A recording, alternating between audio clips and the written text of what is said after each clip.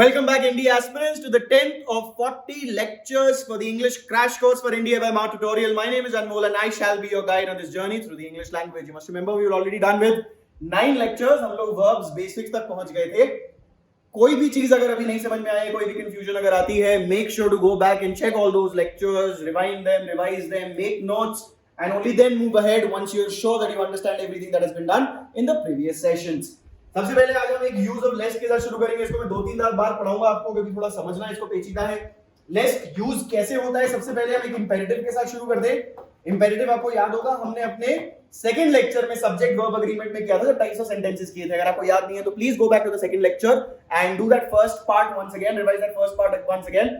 Types of sentences, उसमें imperative sentence क्या थे, किस प्रकार के थे. जैसे यहाँ पे वर्क हार्ड है, आपको बताया जा रहा है कुछ करने के लिए. इंपेरेटिव स्ट्रक्चर्स इंस्ट्रक्शनल स्ट्रक्चर्स होते हैं जिसमें या तो कोई रिक्वेस्ट या कोई कमांड या कोई ऑर्डर दिया जा रहा होता है, पोलाइट रिक्वेस्ट मेक की जा रही होती है, या कोई सजेशन दिया जा रहा होता है कि आप ऐसा करें.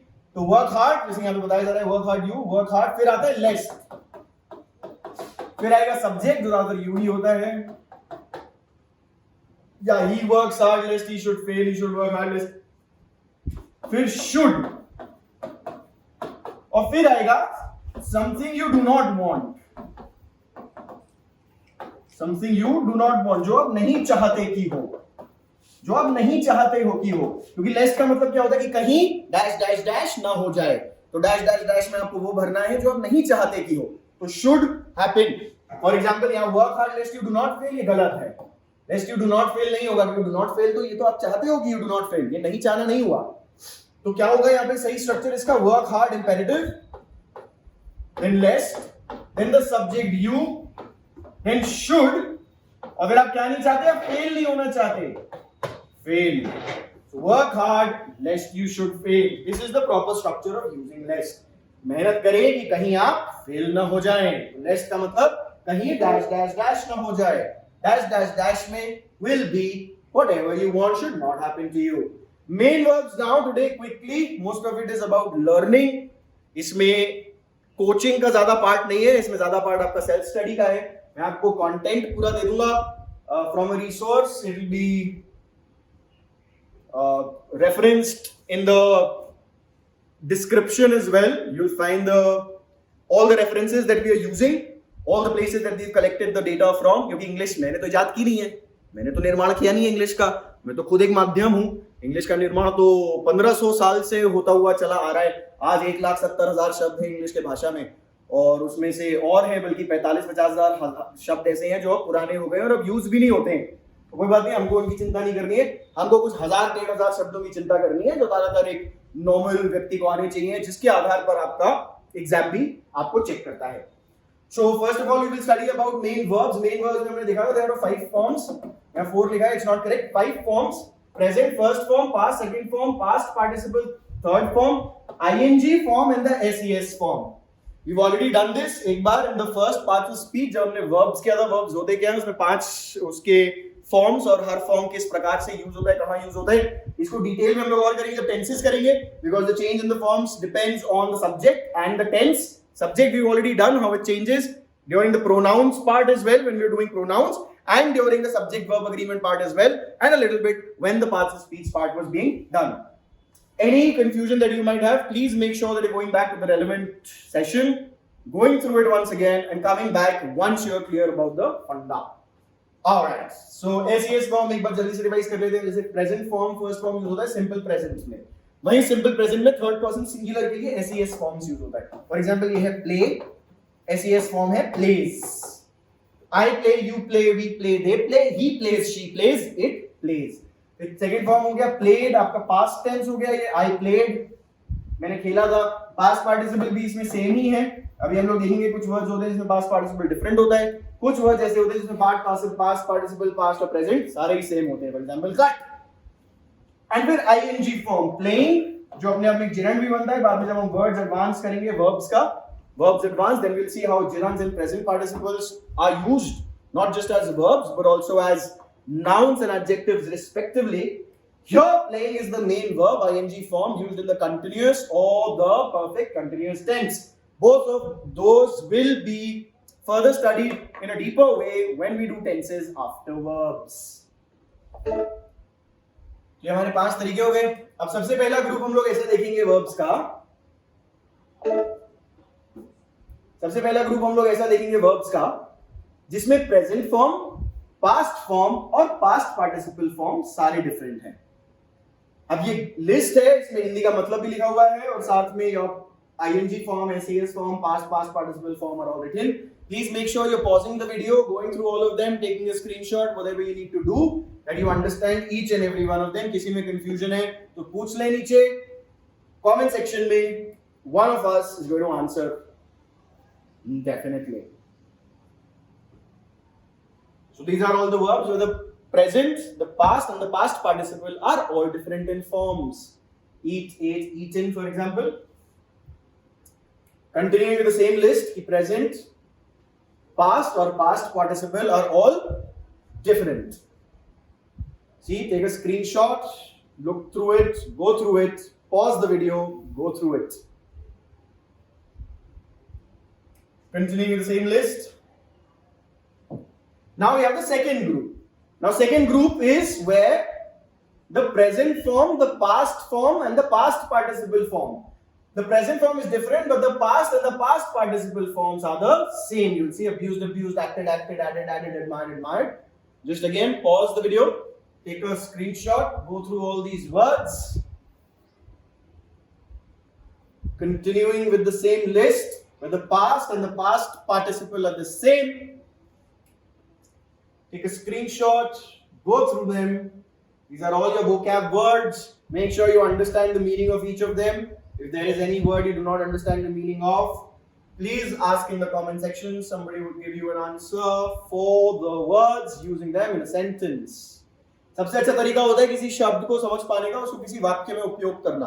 अगर आप स्वयं नहीं कर पा रहे हैं किसी वाक्य में उपयोग, तो आप सहायता ले सकते हैं, गूगल की सहायता आप ले सकते हैं। उस पर टाइप करिए जो भी वर्ड आपको देखना है, डिसीव, जैसे डिसीव देखना है, डिसीव स्पेस मीनिंग टाइप करिए, या if you want to use, see how it is using deceived or deceiving in a sentence, put deceiving in a sentence.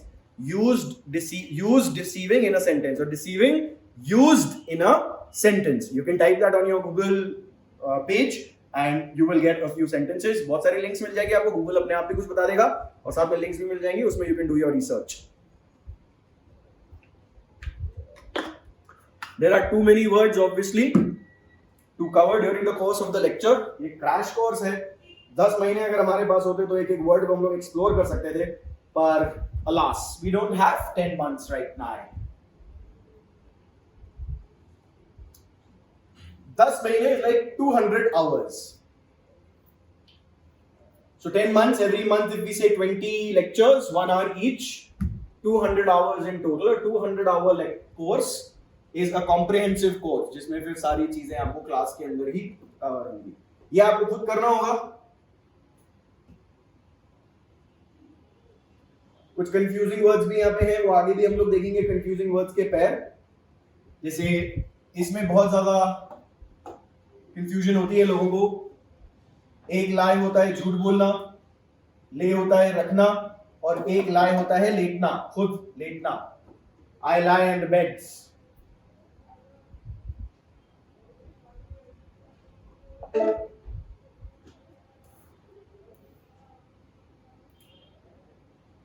Take a screenshot, go through all these words in your own time. Make sure you understand the meaning of each. This is just content for you.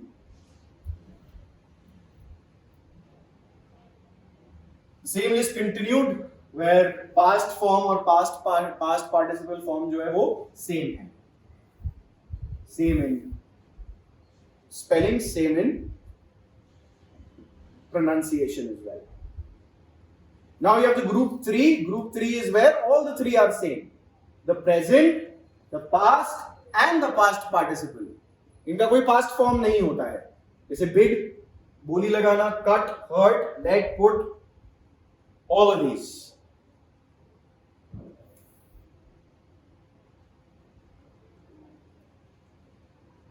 Now you have some confusing pairs. See, this again is your personal study thing. Confusing pairs है ये।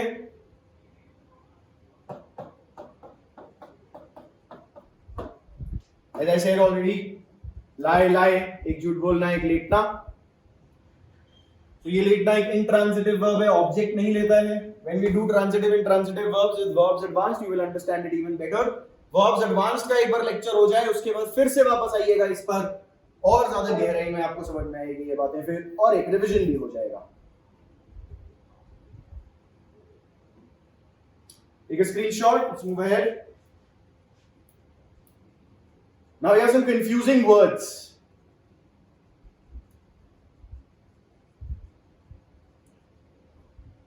Make sure you're watching the video at the highest quality possible and then zooming in on the video as well if it might not be clear on the screen right now.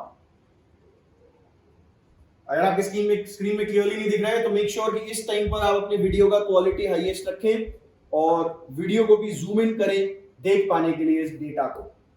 सारे words आपके पास है, just go through them. ये आपके self study के लिए material है. Confusing verbs का take a screenshot. Quickly pause the video, take a screenshot. Let's move ahead.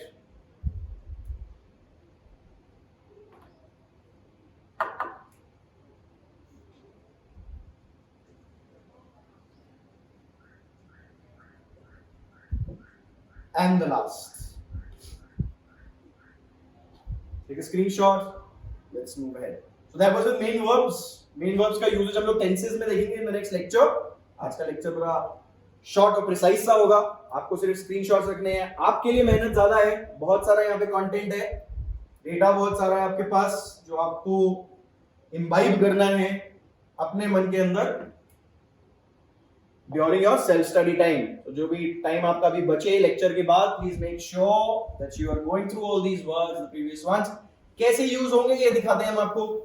पिछले इयर्स में क्वेश्चंस किस प्रकार के आए हैं कंफ्यूजिंग पेयर्स पर. Let's start. Rabindranath Tagore, Nobel laureate and the author of the national anthem, found Shanti Niketan. Found Shanti Niketan. Found का मतलब क्या होता है कि उसने खोजा. उसने खोजा नहीं, उसने स्थापित किया था शांति निकेतन को. तो फाउंड नहीं होगा, फाउंडेड होगा. फाउंडेड का मतलब अलग होता है. फाउंडेड मतलब अलग होता है. फाउंडेड शांति निकेतन मतलब उसने उसको स्थापित किया. Found is the past tense of find. Find मतलब खोजना. तो उसने खोजा नहीं शांति निकेतन, की पहले से वहां पे था और उसने खोज लिया. जैसे क्रिस्टोफर कोलंबस ने एक टाइम पर अपने अमेरिकस को खोजा था. खोजा कि वो तो वहां पे थे ही पहले से, तो खोजा ही था उसने अंग्रेजों के नजरिए से. Now, why does the lapse rate affect the tendency of air to rise? Again, effect नहीं है. पिछले in the last lecture, when we were doing the question paper, we saw this something like this as well. Why does the lapse rate affect नहीं, affect होगा. ये लोग confusing pairs आ रहे हैं. Effect noun होता है, effect verb होता है. Affect होना चाहिए, effect नहीं होना चाहिए. Our greatest glory is not in never falling, but in raising every time. Raising नहीं, raising होता है किसी और को उठाना या पालना. यहाँ पे ये बोल रहा है कि हमारी सबसे बड़ी शान इसमें नहीं है कि हम कभी गिरे नहीं, पर इसमें कि हर बार गिर के खुद को उठा ले. खुद को उठाना राइजिंग होगा. राइजिंग, खुद को उठाना, rising. Every time we fall, खुद उठना, राइजिंग. रेजिंग किसी और को उठाना, राइजिंग खुद उठना. तो raising is a transitive verb, needs an object.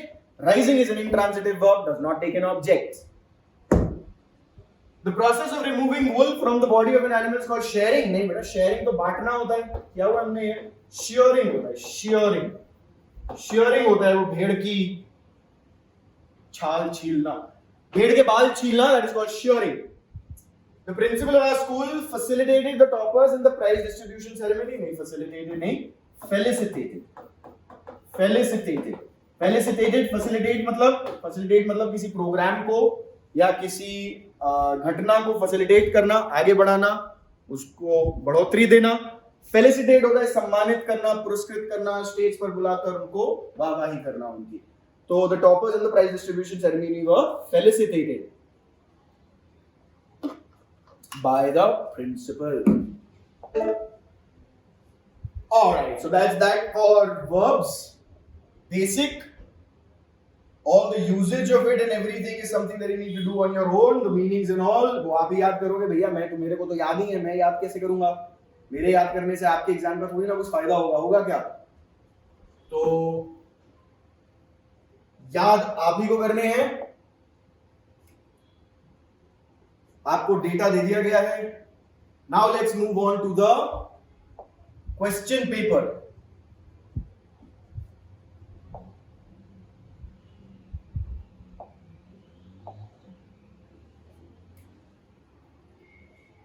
Let's move on to the question paper. The last 20 questions from previous question paper, वो 2022 का 2021 का second question paper हम लोग कर रहे थे. First 30 questions we did in the previous lecture. Now we're going to do the next 20. We'll start with synonyms. He is essentially a lowbrow person. Lowbrow person मतलब जिसकी भौरें नीची होती हैं, माथा थोड़ा चौड़ा होता है, थोड़ा आदि मानव जैसा पुरुष होता है. तो कोर्स कहेंगे उसको भी, मतलब रिफाइंड नहीं है, जेंटलमैनली नहीं है, बहुत ज्यादा ऐसा खानदानी जिसको अगर आप कह सकते हो, अगर आप समझ पा रहे हो उस बात को कि बढ़िया सूट बूट, प्यार से रहना, साफ सुथरी तरीके से रहना, शेव वेव करके रहना और फुल. So again we looking at it from the perspective of a British person. उनके लिए refined is that. And coarse person will be someone who is haggard, not too caring about a person who doesn't care a lot about how they look or how their clothes are, are they well kept or not. Coarse, थोड़ा कठोर सा. His nostalgia is deep. Nostalgia is longing. पुरानी चीजों को याद करना और वापस उस समय में जाना चाहना, उसको कहते हैं nostalgia. कभी कभी बैठो, कोई सुगंध आपको आए और एकदम से बचपन की याद दिला दे, तो उस याद को आप नॉस्टैल्जिया कहोगे. कोई भी चीज, वीडियो गेम, कोई भी चीज जो आपको बचपन की या पुराने किसी समय की याद दिला दे, उसको आप नॉस्टैल्जिक चीज कहोगे. और उस घटना को, उस एक्सपीरियंस को, उस अनुभव को you will call nostalgia. His truancy is detrimental. Detrimental मतलब हानिकारक. Truancy is absenteeism. उसका यहां से एब्सेंट रहना हानिकारक है. His truancy is detrimental. 34. He is a maleficent person. He is a maleficent person. So maleficent आता है malevolent से. Malevolent मतलब बुरा, जो अच्छा नहीं होता है. Best here is criminal. Cunning हो सकता है अच्छा भी हो. Somebody could be cunning and still could be very good at heart. Criminal is the best synonym here for maleficent. Then we have his solemnity is celebrated. His solemnity मतलब आपकी मर्यादा, जो भी आप वादा करते हो उसके अनुसार जीना, सामाजिक जो वैल्यूज हैं, वैल्यू सिस्टम्स, प्रिंसिपल्स जो हैं, नैतिकता जो है, उसके अनुसार अपना जीवन व्यतीत करना, जीवन यापन करना. यहाँ पे dignity is what the best option would be.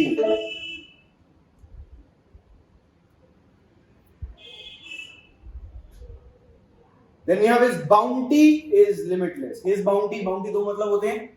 एक बाउंटी वो होता है, अमेरिका में यूज होता है वो, कि बाउंटी हंटर्स होते हैं, किसी क्रिमिनल के ऊपर कोई पैसे हैं, इनाम जिसको कहते हैं कि भाई गब्बर सिंह पर 10,000 का इनाम था फॉर एग्जांपल, या जितना भी इनाम था, that was the bounty upon him.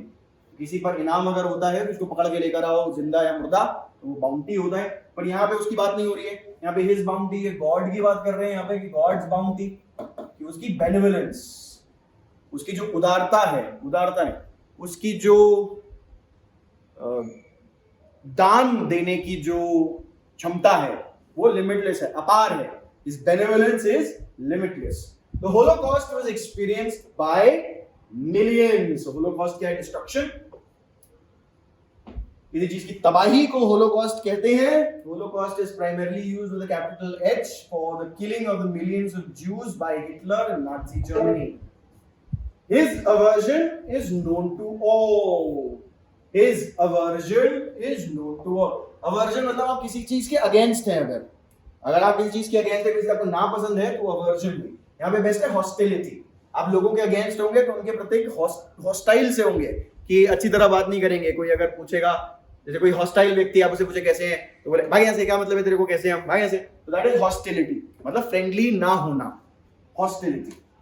To be able to decipher something is wonderful. Decipher is decode. कि कोई सीक्रेट में कोई चीज लिखी है जो नहीं पता है आपको, और उसको समझ के अगर आप पढ़ के उसमें से उसका अर्थ निकाल पा रहे हैं, तो वो डिसाइफर हो गया. ज्यादातर किसी कोड के लिए यूज होता है ये, deciphering a code. So decode is the best option here. It is the opportune time to think about investment in the real estate sector. Again, appropriate, opportune, अच्छी opportunity है, appropriate time है कि real estate के बारे में आप सोचें. Real estate sector मतलब जमीन का खरीदना बेचना, that is real estate. All right.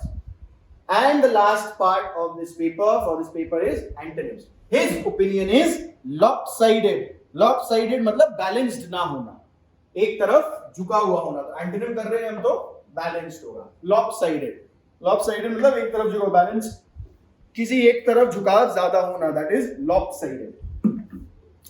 Now 42nd, his work is praiseworthy. praiseworthy का ऑपोजिट यहां पे condemnable,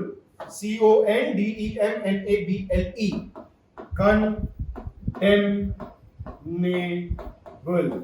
ये commendable है. commendable, creditable, admirable सब मतलब praiseworthy होता है. condemnable मतलब होता है कि निंदा योग्य. praiseworthy प्रशंसा योग्य, condemnable निंदा योग्य, कि आप निंदा कर सकते हो, उसकी बुराई करनी चाहिए. बल्कि his deeds had retrograde results. His deed had retrograde results. So retrograde मतलब regressive, कि पीछे ले जाने वाले. तो opposite क्या हो जाएगा? Progressive. 44. He always offers palatable solutions. Palatable हो गया जो अच्छा है. Acceptable है. Palatable यूज होता है खाने के लिए. Something is palatable मतलब वो खाने में अच्छा है, खाया जा सकता है. तो यहाँ पे अगर यूज हो रहा है palatable, इसका मतलब कि acceptable solutions हैं उसके, opposite हो जाएगा unacceptable. So pleasant हो जाएगा palatable का मतलब. Acceptable, agreeable, pleasant सारे synonyms हैं. Unacceptable will be antonym, will be the antonym. His views on the subject are microscopic. Microscopic मतलब बहुत डिटेल, बहुत बारीकी से, बहुत बारीकी में घुस के उसके विचार हैं, या बहुत बारीकी में घुस के उसके विचार हैं उसके बारे में, या बहुत सीमित और छोटे विचार हैं. इन दोनों में से कोई एक चीज हो सकती है, depending on the context. We can say his views on the subject are microscopic, कि बहुत बारीकी में जाके उसने वो चीज पढ़ी है. द व्यू इज माइक्रोस्कोपिक, या कि बहुत थोड़ा देख रहा है, वो ज्यादा नहीं देख पा रहा है, बड़े स्तर पर उसको नहीं देख पा रहा है, बहुत छोटी सोच और बहुत छोटी तरीके से उसको देख पा रहा है. आइदर ऑफ द वेज उसका ऑपोजिट होगा ब्रॉड बेस्ड. ब्रॉड बेस्ड है उसके, ज्यादा चीजों को कंसिडर कर रहा है, या बहुत ब्रॉडली विचार बता रहा है, बारीकियों से नहीं बता रहा है. He is always obdurate in his behavior towards other people. He is always obdurate in his behavior towards other people. So obdurate होता है कि stubborn, आप नहीं बदलने वाला, कि भाई जैसा मैं कह रहा हूं वैसा ही मैं एडजस्ट नहीं करूंगा. तो इसका ऑपोजिट हो जाएगा फ्लेक्सिबल. काफी फ्लेक्सिबल है, एडजस्टिंग है, और हंसी खुशी साथ में रहने वाला. एमिकेबल है, अमायबल है, for example. These are its synonyms. 47th, Mohan always had profound respect for Sohan. Profound मतलब बड़ी गहरी रिस्पेक्ट, कि वास्तव में सच्ची रिस्पेक्ट. इसका ऑपोजिट हो जाएगा सुपरफिशियल. सुपरफिशियल मतलब सतही, इसलिए सतह पर रिस्पेक्ट है, अंदर से वास्तव में नहीं है, झूठ रिस्पेक्ट है. 48th, we were living in turbulent times. turbulent होता है कि बहुत ज्यादा उथल-पुथल होना, उसका ऑपोजिट हो जाएगा काम. turbulent waters के लिए भी यूज होता है कि the ship was sailing in turbulent waters during the storms. during the storm, कि जब तूफान चल रहा था तब बहुत उथल-पुथल हो रखी थी समुद्र में, जिसमें नाव तैर रही थी. Amit is a dogmatic person. Dogmatic व्यक्ति मतलब जो पुराने ख्यालात, जो भी लिखा गया है, जो भी ख्यालात लिखे गए हैं बड़े बूढ़ों द्वारा बताए गए हैं, उसमें भरोसा रखना और ना चेंज करना अपने आप को, और बिल्कुल कट्टर जिसको कहते हैं. So amenable is the opposite of it, जो थोड़ा अंडरस्टैंडिंग, थोड़ा फ्रेंडली, थोड़ा चेंजेबल हो. Sachin is very fickle in his behaviour. Fickle again, कभी ये कभी वो, कभी ऐसा कभी वैसा, जो कहे उसकी मान ले, कभी उसकी सुनी तो वो मान गए, उसकी सुनी तो वो मान गए, किसी ने समझा दिया तो उसकी समझ गए, किसी और ने समझा दिया तो उसकी समझ गए. अपनी कोई स्टैंडिंग ना होना, अपने आप में कोई स्थायित्व ना होना, उसको फिकल कहते हैं. So opposite will be stable here. A stable, the opposite of fickle. Sweet. So that was that for today. We're done with verbs. Next session we'll be moving into tenses. I will see you in the next one.